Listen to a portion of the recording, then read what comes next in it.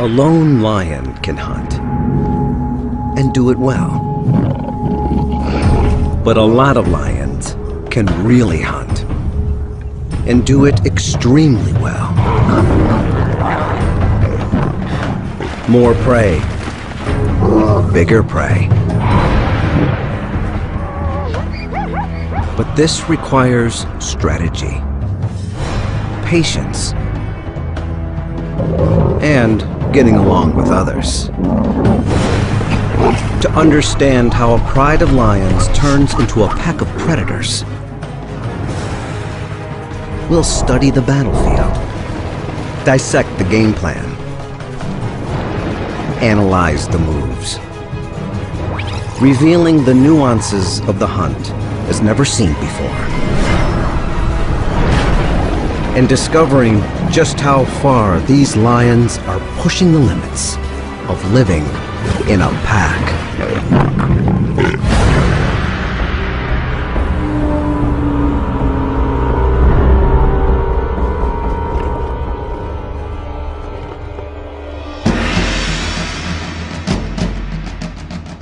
Singita, South Africa. An astounding diversity of animals thrives here.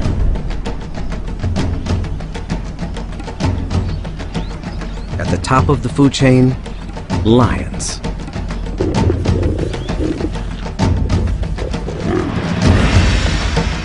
Today, a group of lions is on the hunt.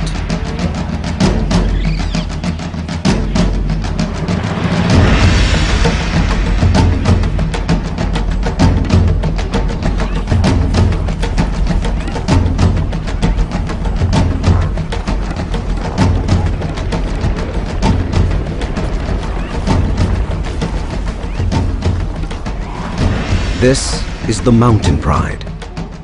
They're the largest pride in the region, powerful and feared. But their strength has a downside. Many more mouths to feed than the average pride. 18 hungry lions. The pressure to hunt more and bigger prey is intense. But there are no easy targets out here on the battlefield.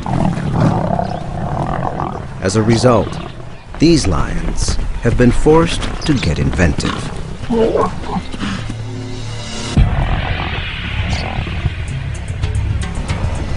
We'll witness the mountain pride deploy 3 offensive strategies: the ambush, the blitz, and the siege.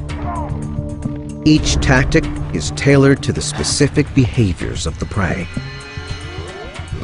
And each member has a role to play. Like any team, there are heroes and slackers. But without true collaboration, the pride's very survival is at stake.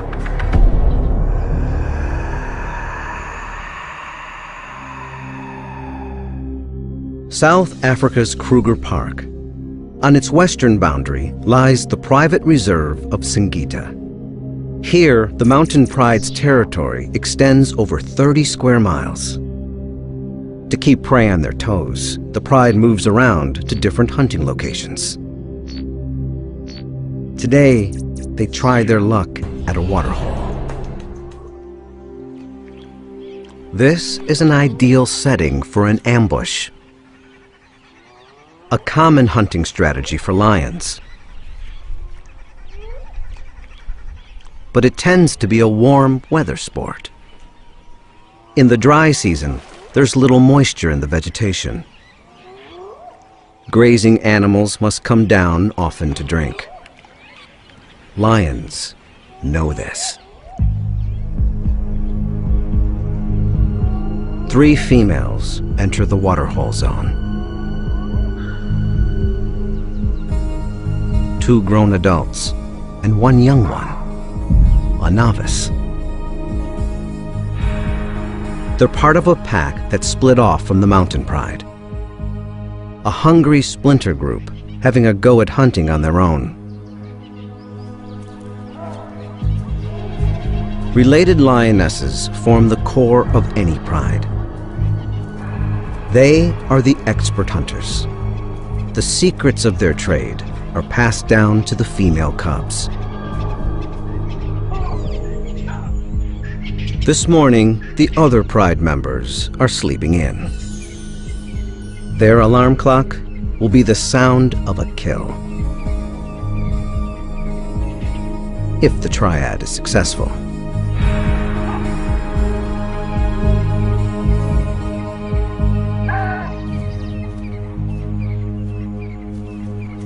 The cats take up their positions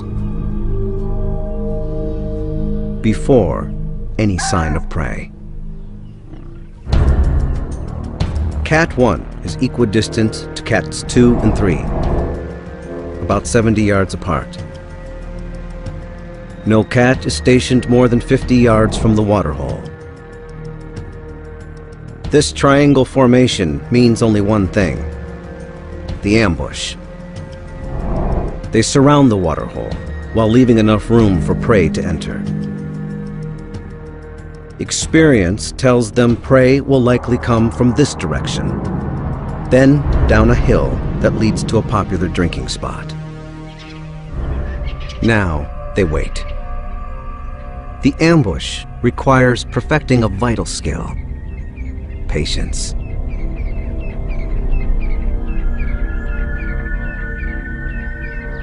Two hours go by. Nothing.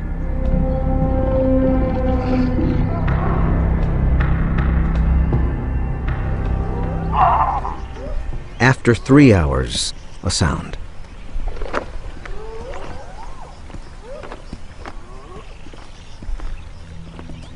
Thirsty zebra. From the direction the lions expected. They stop to assess the risk before going further. Zebra have learned that danger lurks in these parts, and they're prepared. They're fast, cautious, and travel in numbers. All excellent defenses against predators. But thirst makes them vulnerable.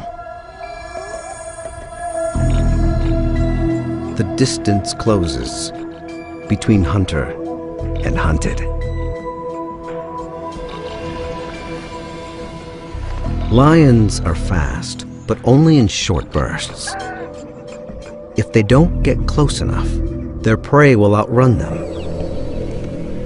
Too close, and they'll give themselves away. The plan.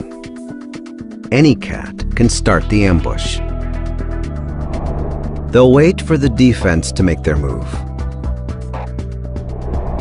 Once the zebra have gotten close enough, here in the red zone, a lioness will strike. Suppose cat number 1 leads the charge, but fails to take down the target. Cats 2 and 3 are in strategic positions to intercept the fleeing prey.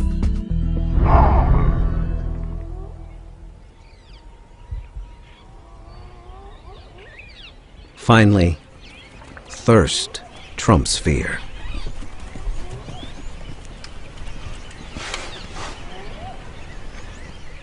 It's all going according to plan. Until some spectators show up. Swainson's spurfowl will screech when they sense a threat. The zebra will then be alerted to the hunter's plot. This cat must stay cool, or the ambush goes up in smoke.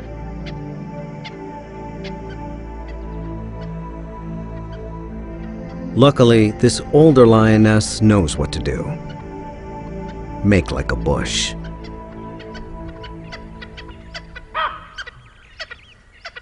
She pulls it off. And the hunt is still on.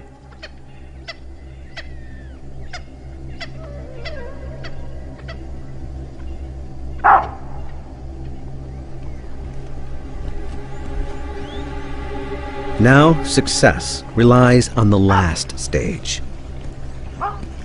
The timing of the charge.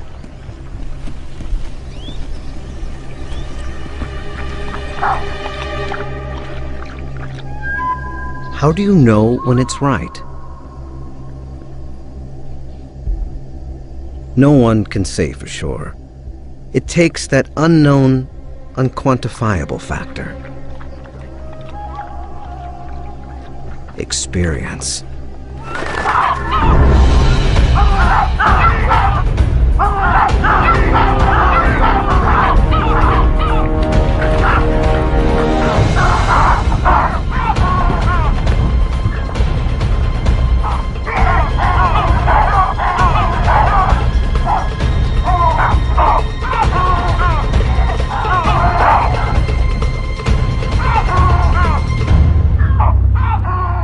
It's a bust.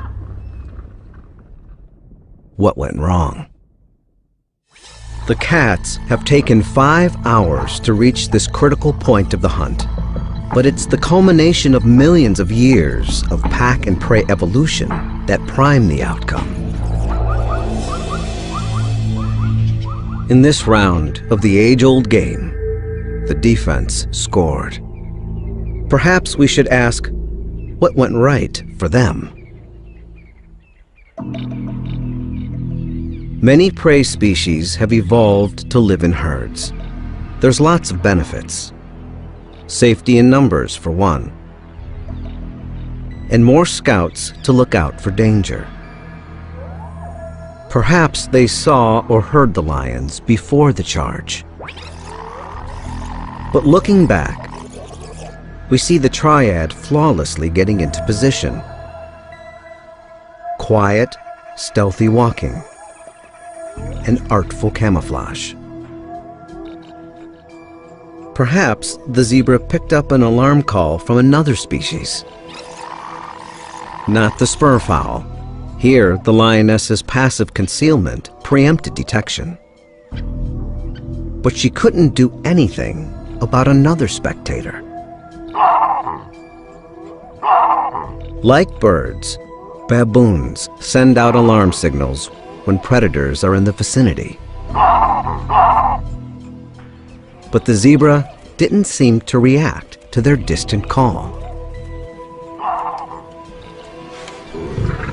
What is clear, if you look closely, is a problem with the charge. It seems the timing was off. The culprit, the rookie. As with many youngsters, she lacked patience. The ambush might have worked if the lioness waited for the zebra to move into the ideal position for the net to close. The retreating herd would have been cut off by the waterhole and blocked by the other hunters. But the inexperienced cat jumped the gun and scared the zebra back up the hill and away.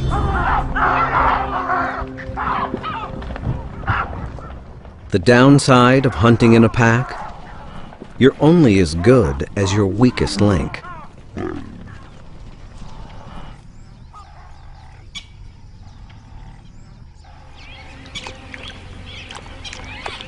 The cat's sole compensation today is a cool drink.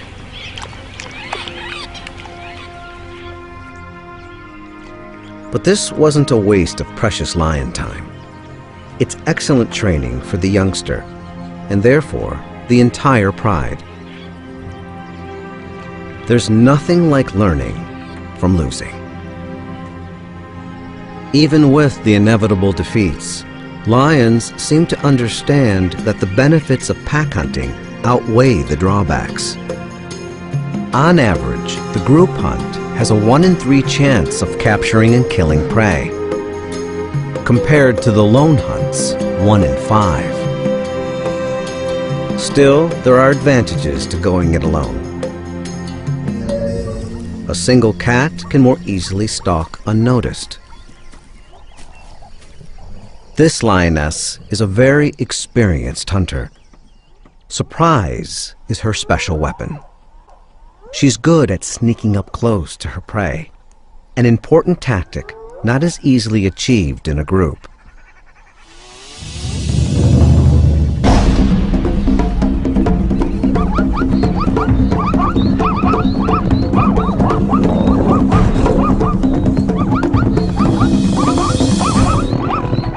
Without her perfectly adapted claws, success would be elusive.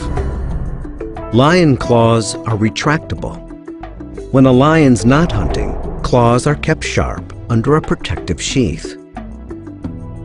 As a lion jumps on the prey's hindquarters, they release their claws and sink them into the flesh, like hooks.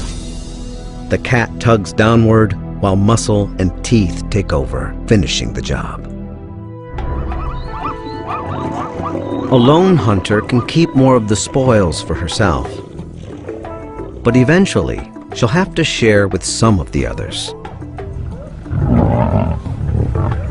even if she doesn't want to. Sharing is a lion thing. Most other cats are loners, but lions depend on each other to raise their young, to defend their territory, and especially to hunt.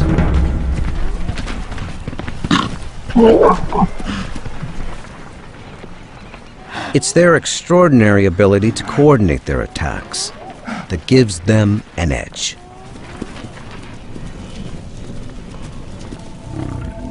The Mountain Pride is skilled at the group hunt, but they're struggling. They can't seem to kill enough prey to quell their hunger. Something is getting in their way. A problem that might seem familiar to many species. Teenagers. Teenage boys. Normally, when the cubs reach 3 or 4 years, the dominant males kick them out of the pride. These elders won't tolerate sexual competition. But there are no adult males in the Mountain Pride. Perhaps they died or wandered off to join other prides. As a result, the young males have stayed at home.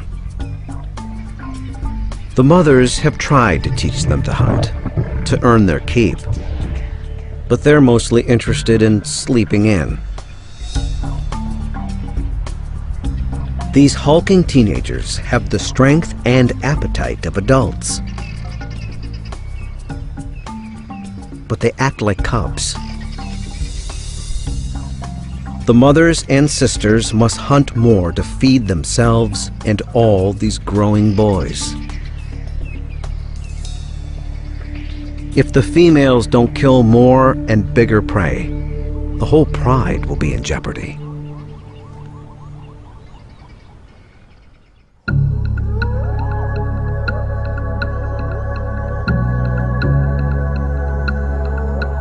As night sets in, the females pick up a mouth-watering scent. Impala.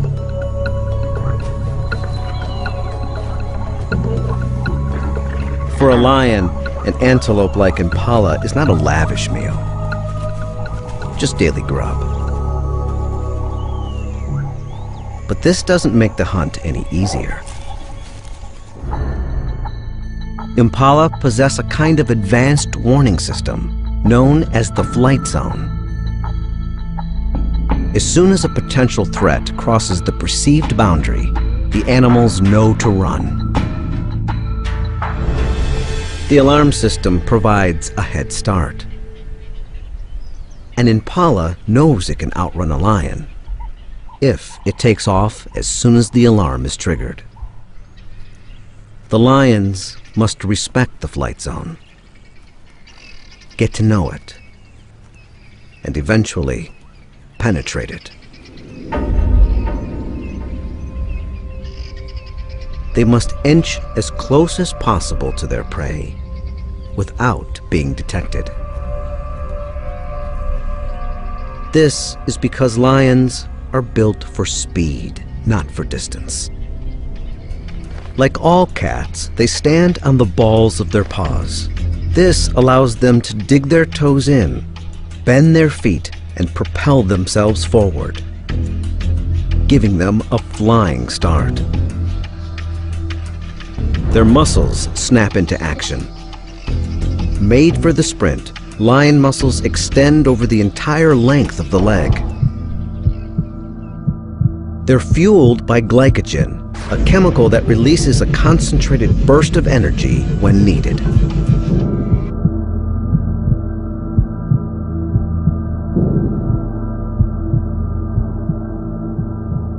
But it's short-lived.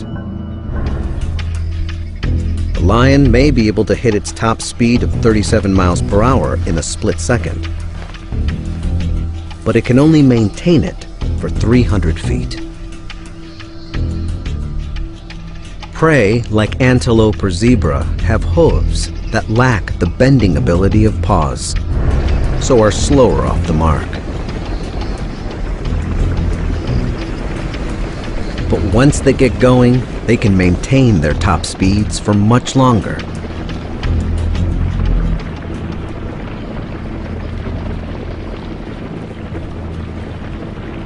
Some antelope can reach 50 miles per hour, leap 30 feet in a single bounce, 10 feet high. The leaps aren't only useful for the fast getaway. They may be an example of what biologists call pursuit deterrence. They leap around before an attack, as if saying, "I'm too nimble for you, so don't even bother."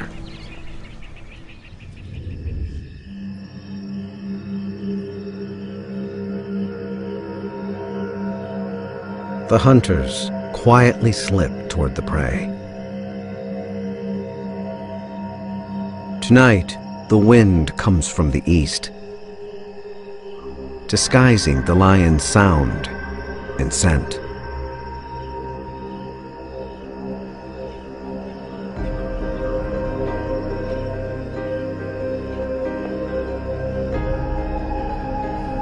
They fan out into the darkness, forming a line from one angle.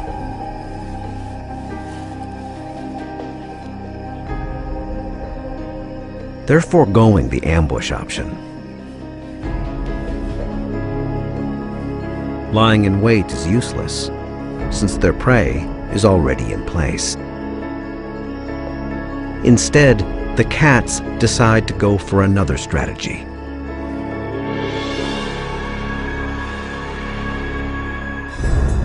The plan: 5 cats will form a line, staying within eye contact of each other.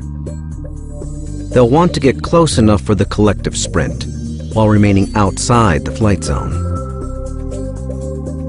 If the outer lions play the wings, while the inner ones play center, their chances of catching impala will increase.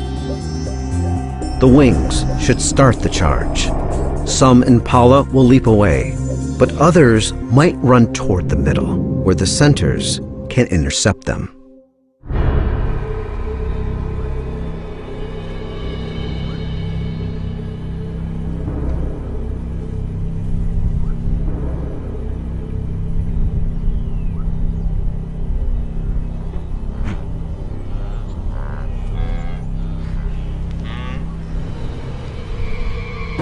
The impala sense something.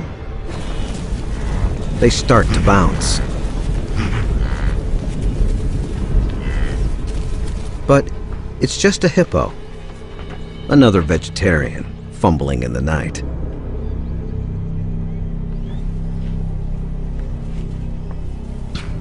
Again, a noise.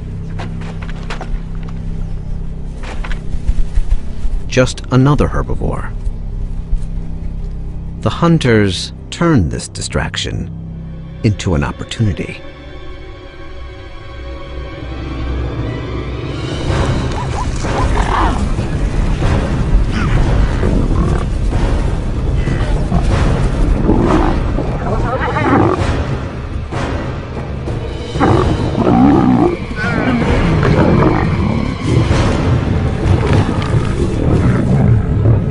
This time, it works. A stranglehold suffocates the prey. A number of important factors made this hunt a success. First, the lions accomplished the task of getting close enough to the flight zone border without incident. Second, the lions did take up their positions as wings and centers, but with a slight variation. They launched the blitz in unison, creating massive confusion, capturing an unlucky impala in the fray. Third, take a look at the defense.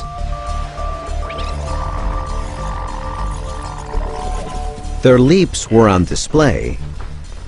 For this guy, hardly a threat. The false alarms of the herbivores might have turned the impala complacent, discharging their leaps before they were useful. A lucky break for the lions. Why didn't the impala detect the real threat in advance?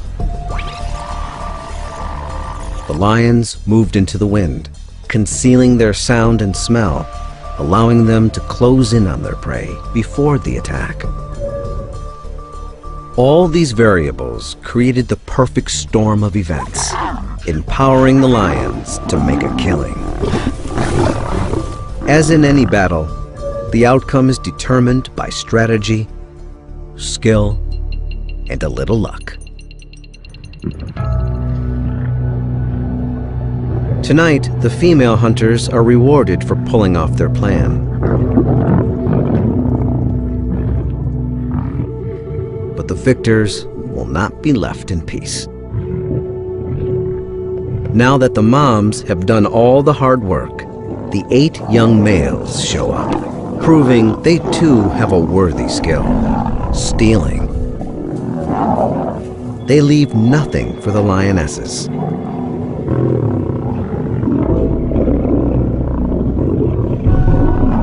But even among the freeloaders, there is little to go around. One impala weighs about 130 pounds, so would barely satisfy a couple of lions in one sitting. For us, it would be like a large family sharing one sandwich for dinner.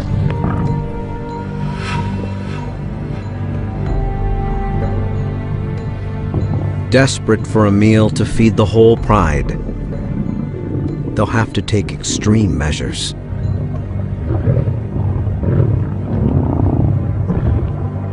Next time, the hunters will attempt to take down the ultimate prize, the tallest animal in the world.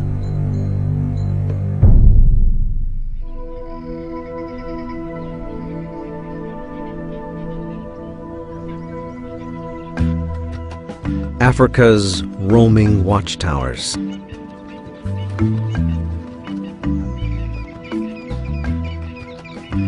Elegant, graceful.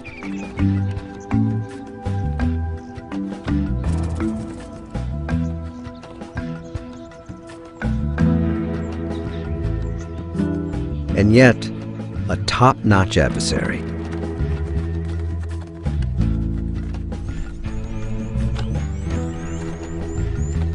A creature that lions usually avoid because of their formidable defenses. The largest eyes of any land animal, it can match a lion's sight, at least in the daytime. Independently operating ears allow for bi-directional hearing. And the kick, hooves the size of dinner plates, can crush the spine of a predator, killing it instantly.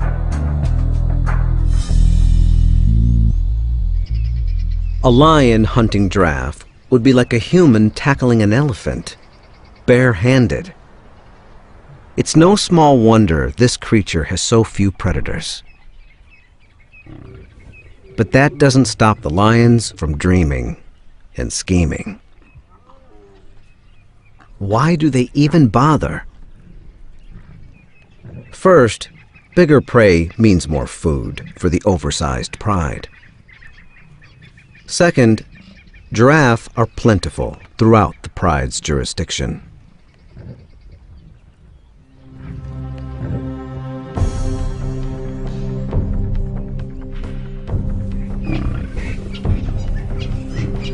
The lions see them everywhere.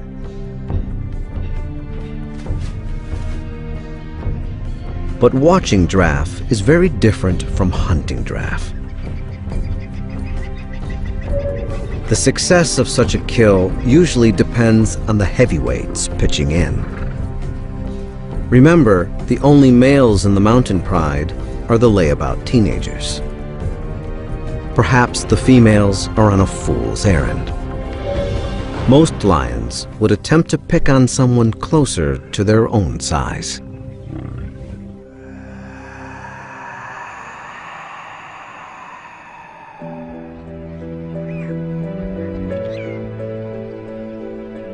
Out on the grasslands, a mother tends to her foal. It's safer here than in the dense forest. The sweeping view she's got from way up high allows her to detect predators approaching from afar. Her flight zone appears to be larger than the impala's, probably because the giraffe is a slower animal and needs more time to get a head start. Through trial and error, lions know this. They also know if they penetrate this giraffe's flight zone, she won't run. She's a mother, and she will not leave her foal behind. There's no need for an ambush or blitz. Instead, the lions come up with another plan: the siege. Ideally, this tactic requires surrounding the prey and pushing in. 2 lions will run interference, distracting the mother, while a third will sneak in and drag the foal away.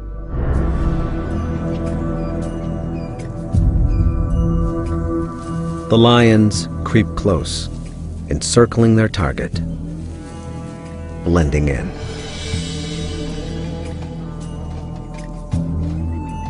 The foal gets tangled in the grass and lags behind his mother.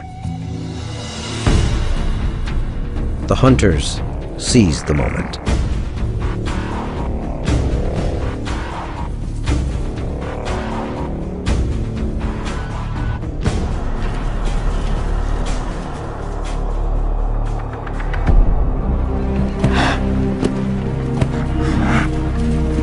The lions pull off the first phase of the strategy. But now they'll have to contend with the mother's fury. They pause and reset their positions. The foal is injured. Suddenly, a 4th cat barrels in, distracting the mother. Without her, the foal is defenseless.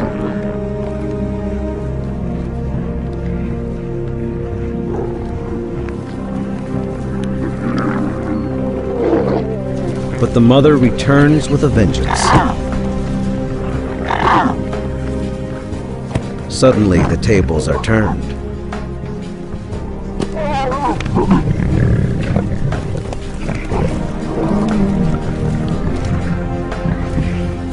But the giraffe has made a fatal error. While lunging, her powerful hoof hits her foal. She seems to know what she has done. Perhaps fearing for her own life now, she flees.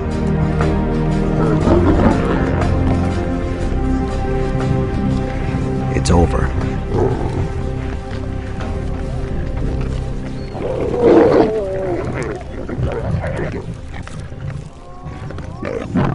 In the end, the siege worked.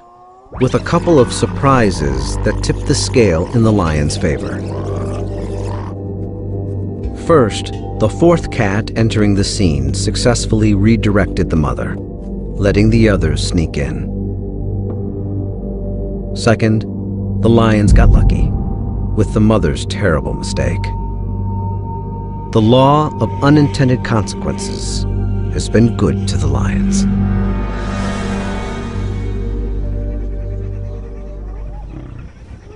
But a large lion family needs much more protein than the foal can provide. The mountain pride is hungry. They have no choice but to risk a more dangerous mission: a full-grown giraffe.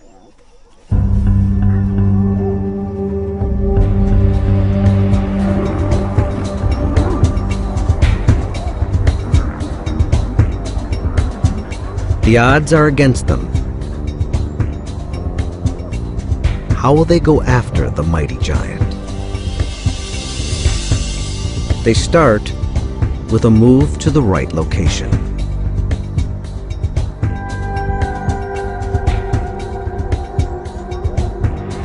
To the edge of the mountains, rocky terrain.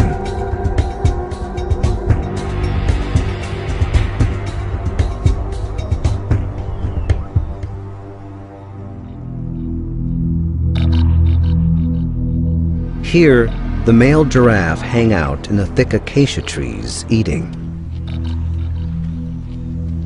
Here, they're more vulnerable to attacks. Because here, their main defense is useless. Giraffe can't easily run over the rocks. In fact, they're stumblers.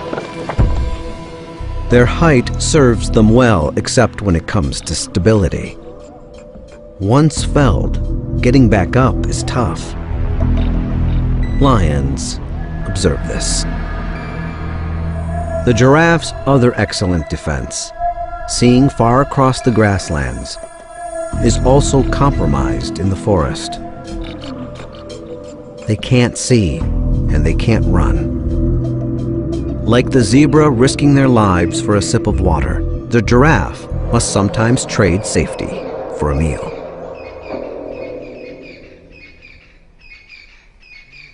The pride enters the male giraffe territory, gearing up for the challenge.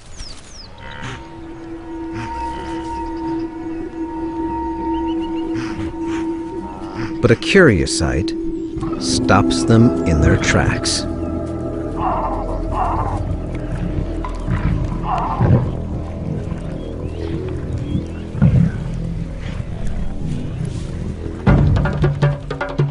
Battle of the necks.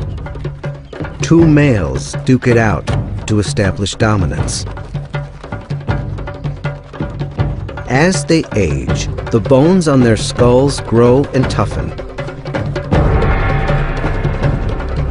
The duel may look graceful, but a well-placed blow is like a wrecking ball crashing into the neck. A lion's life is full of surprises. But problem solving is part of the job.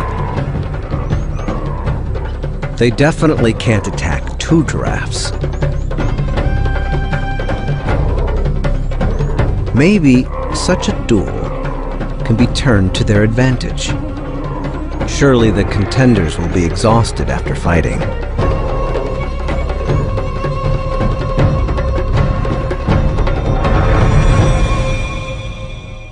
By day's end, the winner is declared.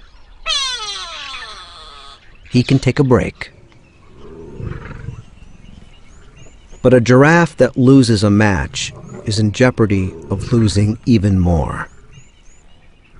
The lions trail their quarry behind the shield of darkness.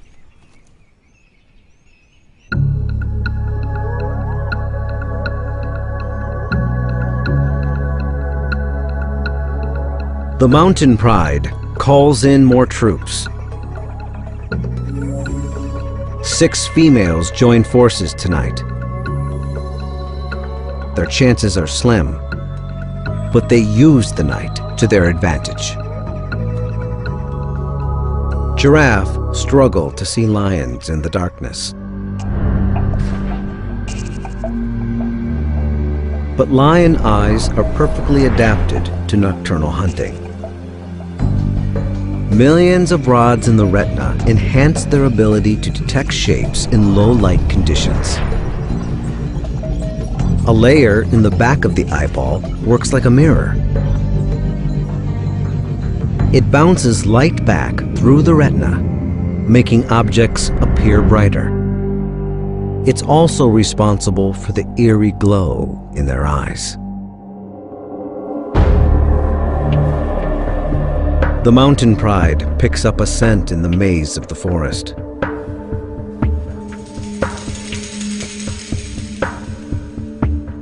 It leads them to this silent giant. He's taken by surprise. There's nowhere for him to run. All the lions have to worry about is the kick.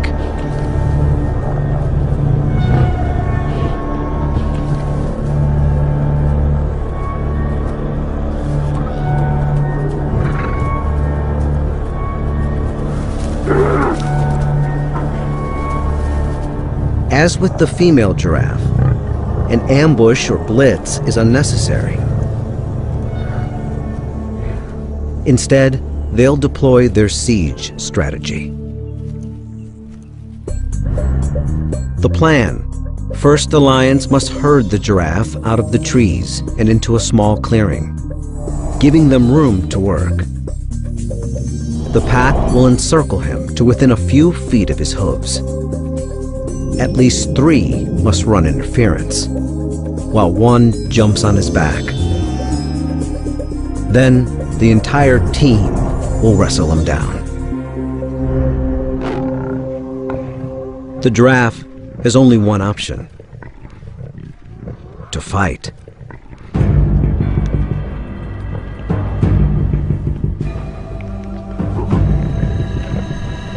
The lions attempt to flush him out of the trees.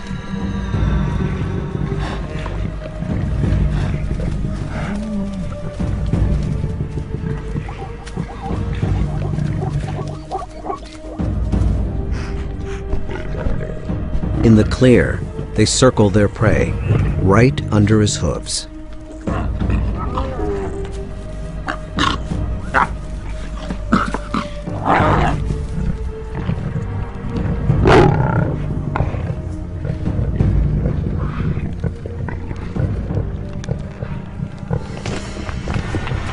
The giraffe's back kick is the most lethal.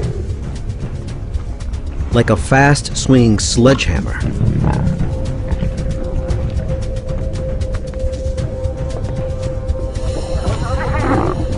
But lions have learned to weave in and out of the legs to avoid the hoof punch. The front kick is also powerful, but more of a swat than a slug. Suddenly, one cat makes the leap.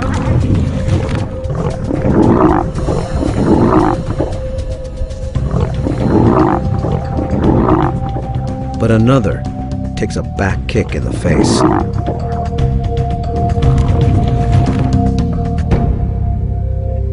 The defense holds its own. The cats are weary.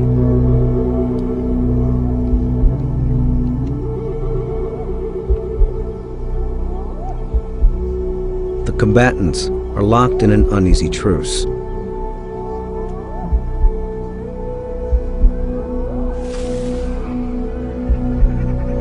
A decision to call it quits is looming.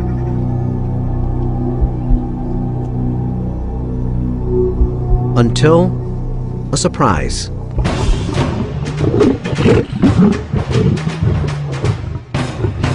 Reinforcements for the mountain pride arrive.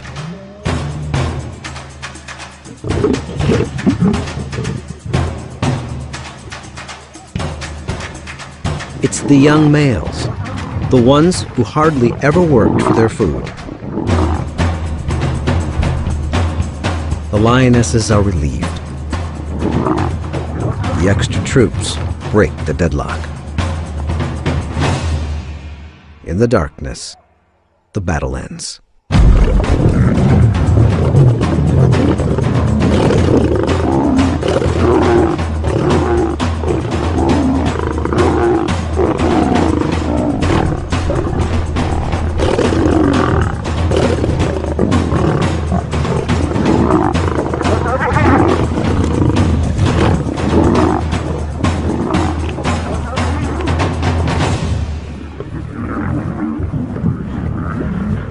Finally, the young males earn their meal, the hard way.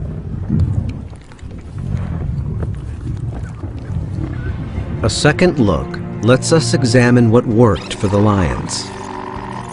1, they found the right spot for hunting giraffe, in rocky terrain with no place for the prey to run. 2, they made their move at night, when giraffe can hardly see lions approaching.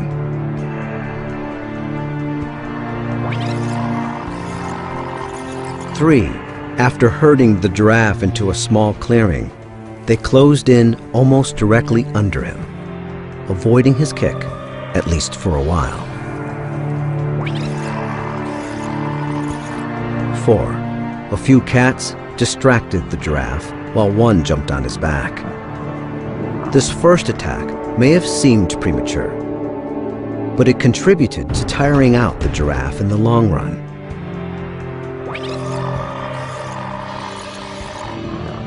5, remember the lioness who received the blow.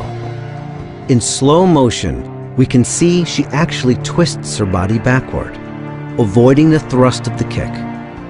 This acrobatic defense allowed her to avoid an injury and stay in the fight. 6, if you look closely, you'll see a rotation. Some lions moved in, while others retreated. They were tired, but would have been dangerously exhausted if they didn't take turns.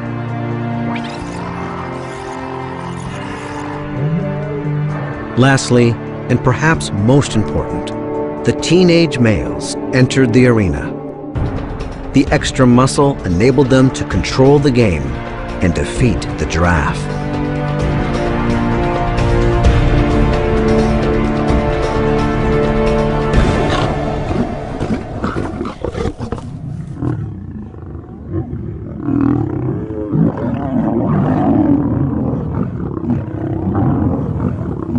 At last, there is enough food to satisfy the entire mountain pride. It seems the young males are finally understanding the power of the pack.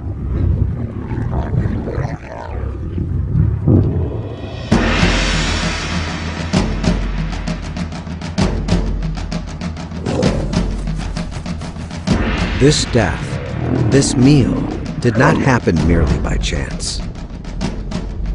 There are a myriad of tiny variables reacting off one another that determines the outcome of the battle. The mastery of perfect timing, the fine-tuning of sensory skills, the fervent dance of defense. But it is this power of cooperation that has worked to the lion's advantage. The mountain pride has learned to take down the tallest animal in the world by pooling their expertise into team tactics. A smart move in the ever-changing duel of life and death, played out on the battlefield of the wild.